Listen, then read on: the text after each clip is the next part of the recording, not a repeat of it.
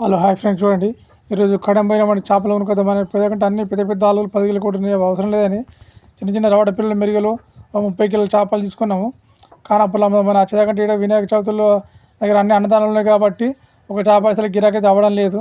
ఇక మిగిలిన చేపలు ఇట్లా ఉంటే ఖరాబ్ అవుతాయని ఇంటికి తీసుకపోయి ఆయన స్టోరేజ్ చేద్దామని ఇంటికి తీసుకొని వచ్చాను ఫ్రెండ్స్. చూడండి, ఇంటికి తీసుకొచ్చి వాటిని ట్రేలో పోసుకొని ఆయన ఐస్ పోసి డంప్ చేసినాం ఫ్రెండ్స్. చూడండి, ఇలా ఐస్ పోయడం వల్ల చేపలు ఖరాబ్ కావన్నట్టు, ఎందుకంటే ఐస్ లేకపోతే చేపలు తొందరగా ఖరాబ్ అవుతాయి.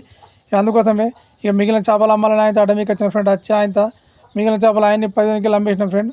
ఈ వినాయక చవితులు చేసి అసలు గిరాక అసలు లేదు ఫ్రెండ్. అసలు మీకు వీడియో నచ్చితే ఒక లైక్ అండ్ సబ్స్క్రైబ్ చేయండి. వీడియో లేదో కామెంట్ రూపంలో కూడా పెట్టండి, షేర్ చేయండి, ఛానల్ను సబ్స్క్రైబ్ చేసుకోండి ఫ్రెండ్. కొత్త ఛానల్ పెట్టండి ఫ్రెండ్. మీరు కామెంట్ రూపంలో ఏదైనా తప్పుందని పెడితే నెక్స్ట్ వీడియోలో దాన్ని కరెక్ట్ చేసుకుంటాను ఫ్రెండ్.